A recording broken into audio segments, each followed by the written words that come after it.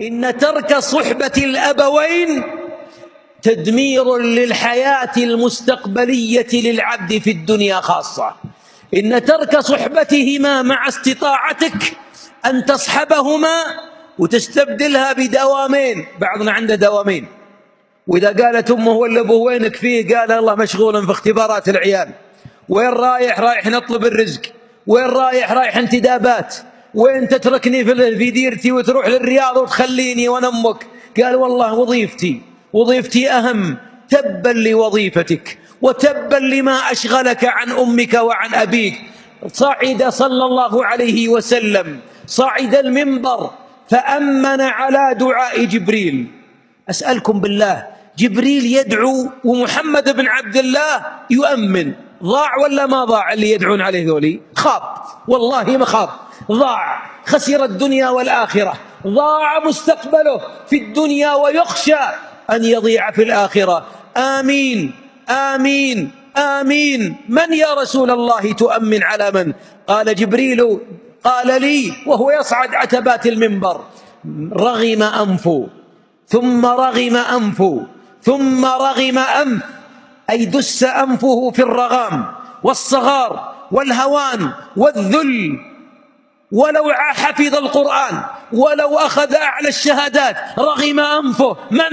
من أدرك أبويه أحدهما أو كلاهما عند الكبر. لاحظ، عند الكبر هم بحاجتك ويمكن ما يقولون لك شيء.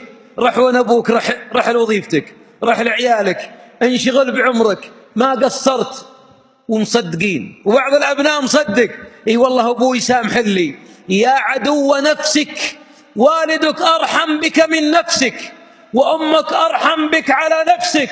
أنت المحتاج لبرهم، فاخفض جناح الذل وعد تحت أقدامهم. رغم أنف امرئ أدرك أبويه أحدهما أو كلاهما عند الكبر ثم لم يدخلها الجنة. إذا انعكفنا تحت أقدام الزوجات والأبناء والوظائف، سلط الله علينا أرزاقنا وأبناءنا وزوجاتنا، وآخر محطة في حياتك يشيلونك في كمبل ولا بطانية. هالعيال اللي يشغلوك عن أمك وأبوك، إذا شغلوك عن حلوة اللبن وقرة العين أبوك، آخر عمرك يلي من شغل بهم ينشغلون عنك ويرمونك على بوابة دار للمسنين جزاء وفاقا. ومن انكسر وذل وخفض، خفض جناح الذل عند أبوين خاصة الكبيرين، فتح الله له الأبواب كلها، فتح لها أبواب الرزق، التوفيق. دعوة من أمك، دعوة من أبيك، رح الله يفتح لك باب الرزق. الله يستر عليك ونمك، الله يعطيك حتى ترضى، الله يكفيك شر الليالي والأيام، الله يعطيك ويصب عليك الخير صبا.